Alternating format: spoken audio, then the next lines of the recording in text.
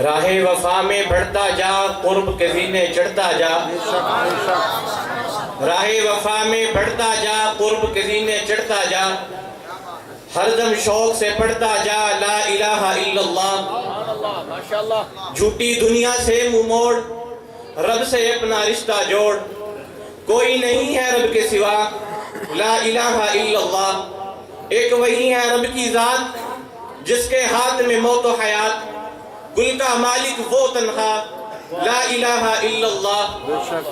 موت سے پھر کیا ڈرنا ہے، آخر ایک دن مرنا ہے۔ موت سے پھر کیا ڈرنا ہے، آخر ایک دن مرنا ہے۔ کھل کر یہ پیغام سنا، لا الہ الا اللہ۔ اب میں خوبصورت انداز، دلکش لب و لہجے کے ساتھ بیان کے لیے دعوت دیتا ہوں محترم جناب عمیر افتخار صاحب کو کہ وہ تشریف لائیں اور لا الہ الا اللہ کے موضوع پر گفتگو فرمائیں۔ ماشاءاللہ ماشاءاللہ ماشاءاللہ۔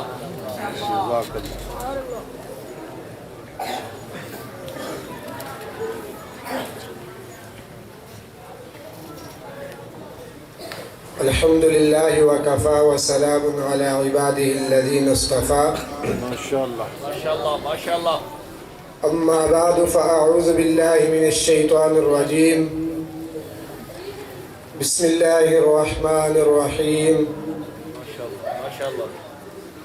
فاعلم أنه لا إله إلا الله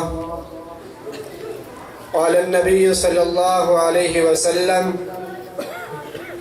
أفضل الذكر لا إله إلا الله سبحان ربك رب العزة عما يصفون وسلام على المرسلين والحمد لله رب العالمين۔ عزیزان گرامی قدر، آج کے اس عظیم الشان روحانی اجتماع میں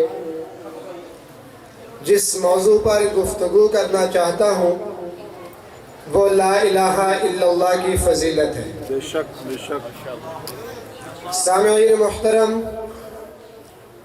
لا الہ الا اللہ ایک ایسا کلمہ ہے کہ جب کوئی انسان اس دنیا میں پیدا ہوتا ہے، اس کا استقبال جس چیز سے کیا جاتا ہے، اس کے دل و دماغ میں جو چیز بٹھائی جاتی ہے اور اس کے کانوں میں جو آواز پہنچائی جاتی ہے، وہ اللہ کی کبریائی اور اللہ کی وحدانیت کی آواز ہے۔ بے شک بے شک۔ چنانچہ سب سے پہلے اس کے دائیں کان میں اذان اور بائیں کان میں اقامت کہی جاتی ہے۔ بے شک۔ اذان میں بھی لا الہ الا اللہ ہے، اقامت میں بھی لا الہ الا اللہ ہے۔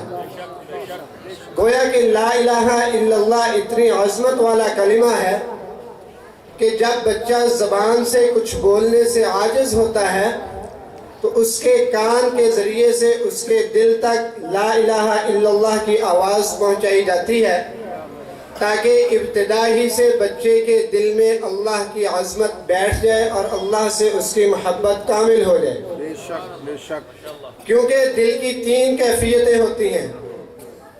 نمبر ایک رغبت، کہ انسان کے دل کو جب کوئی چیز اچھی لگتی ہے تو اس کیفیت کو رغبت کہتے ہیں۔ نمبر دو طلب، رغبت اگر بڑھ جائے تو پھر اس کیفیت کو طلب کہتے ہیں۔ نمبر تین محبت، طلب اگر بڑھ جائے تو پھر اس کیفیت کو محبت کا نام دیا جاتا ہے۔ اور پھر محبت کی معراج یہ ہے کہ محبت دل میں اتنی بڑھے کہ محبت کرنے والا شخص مجبور ہو کر اپنا سر اپنے محبوب کے قدموں پر رکھ دے، یعنی اپنے محبوب کو اپنا معبود بنا لے۔ یہ محبت کی معراج ہے۔ اب ذرا غور کیجئے، جب ہم لا الہ الا اللہ پڑھتے ہیں تو ہم اللہ سے یہ عہد کر رہے ہوتے ہیں کہ اے اللہ، ہمارے دل میں جو محبتوں کی اعلیٰ ترین کیفیت ہے وہ آپ کے لیے ہے۔ قرآن کریم میں اللہ رب العزت نے ارشاد فرمایا کہ اگر تمہارے دل میں رغبت ہو تو وہ بھی اللہ کے لیے ہو، اگر تمہارے دل میں طلب ہو تو وہ بھی اللہ کے لیے ہو، اور اگر تمہارے دل میں محبت ہو تو وہ بھی اللہ کے لیے ہو۔ ایمان والوں کی پہچان یہ ہے کہ ان کو اللہ سے شدید محبت ہوتی ہے. جب رغبت بھی اللہ کے لیے، طلب بھی اللہ کے لیے اور محبت بھی اللہ کے لیے ہو تو پھر جب عبادت ہو تو وہ بھی اللہ کے لیے ہونی چاہیے. یہ لا الہ الا اللہ ایسا پاکیزہ کلمہ ہے.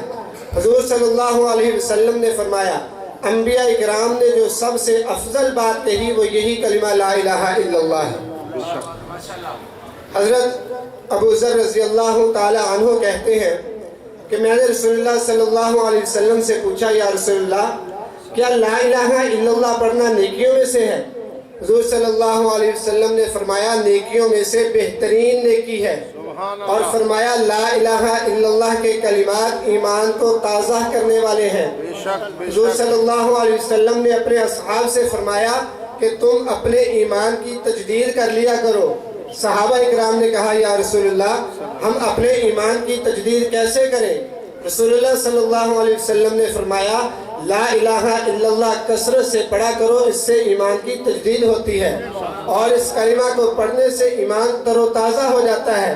یہ ایسا عظمت والا اور پاکیزہ کلمہ ہے جس کے پڑھنے سے انسان کے سارے صغیرہ گناہ معاف ہو جاتے ہیں. حضرت شداد رضی اللہ تعالی عنہ کہتے ہیں کہ ہم یعنی صحابہ اکرام رضوان اللہ تعالی علیہم اجمعین ایک دن نبی کریم صلی اللہ علیہ وسلم کے خدمت اقدس میں حاضر تھے. رسول اللہ صلی اللہ علیہ وسلم نے ہم سے دریافت فرمایا کہ کیا اس مجمع میں کوئی اجنبی تو موجود نہیں؟ ہم نے کہا نہیں یا رسول اللہ. پھر حضور صلی اللہ علیہ وسلم نے فرمایا دروازہ بند کر دو اور ہاتھ اٹھا کر کہو لا الہ الا اللہ. حضرت شداد کہتے ہیں کہ ہم نے کچھ دیر کے لیے ہاتھ اٹھائے رکھے اور کلمہ طیبہ پڑھتے رہے. پھر حضور صلی اللہ علیہ وسلم نے اپنا ہاتھ مبارک نیچے کر لیا اور فرمایا الحمدللہ، اللہ پاک نے مجھے یہ کلمہ دے کر بھیجا ہے اور اس کلمہ کی تبلیغ کا حکم دیا ہے. اللہ پاک نے اس کلمہ پر جنت کا وعدہ بھی فرمایا ہے.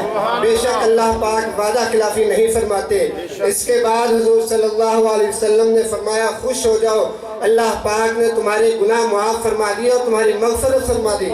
سیدنا صدیق اکبر رضی اللہ تعالیٰ عنہ فرماتے ہیں کہ جناب نبی کریم صلی اللہ علیہ وسلم نے فرمایا کہ جس نے لا الہ الا اللہ کی گواہی اس طرح دی کہ اس کا دل اس کی زبان کی تصدیق کرتا ہو تو وہ شخص جنت کے جس دروازے سے چاہے داخل ہو جائے.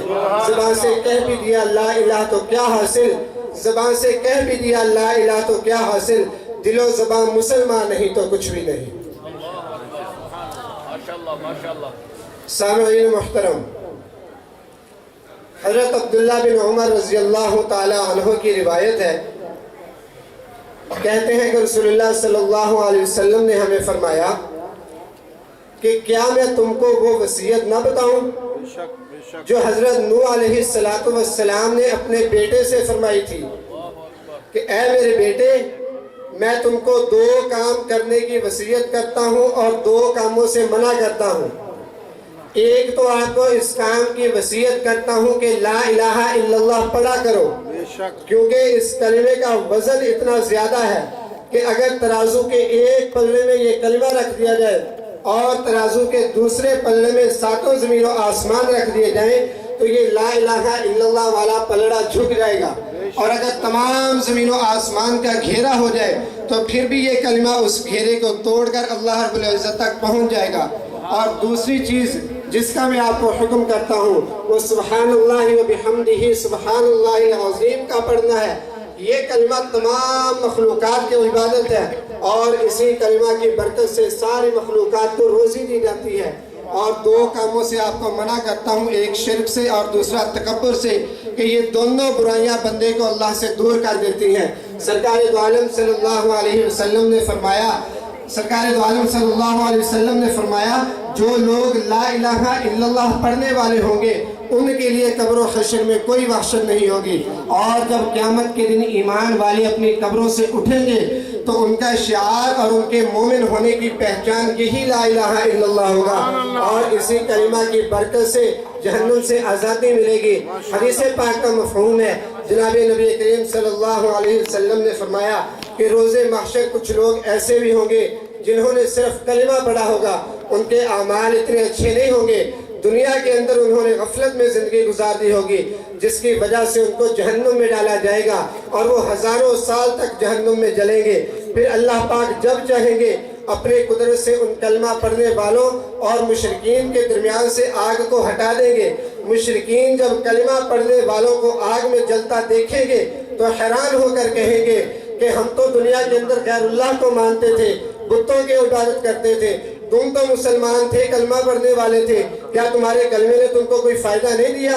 مشرکین کی اس بات سے اللہ پاک کو اتنا جلال آئے گا کہ اللہ پاک ان کلمہ پڑھنے والوں کو جہنم سے نکال کر جنت میں داخل فرما دیں گے۔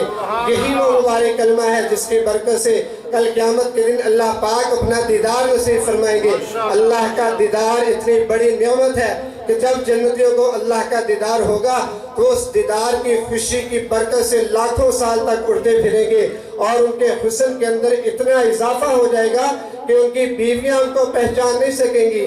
یہ اپنا تعارف کرواتے ہوئے کہیں گے کہ ہم آپ ہی کے شوہر ہیں، لیکن اللہ پاک کے دیدار کی برکت سے ہمارے حسن میں اتنا اضافہ ہو گیا ہے۔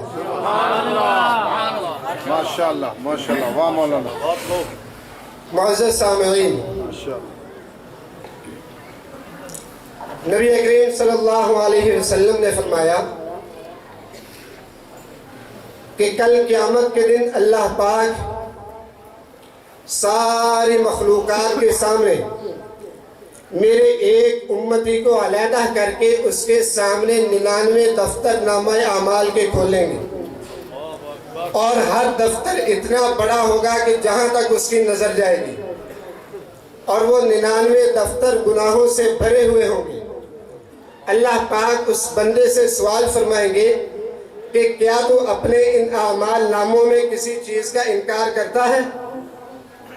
کیا میرے مقرر کردہ لکھنے والوں نے تیرے اوپر کوئی ظلم تو نہیں کیا؟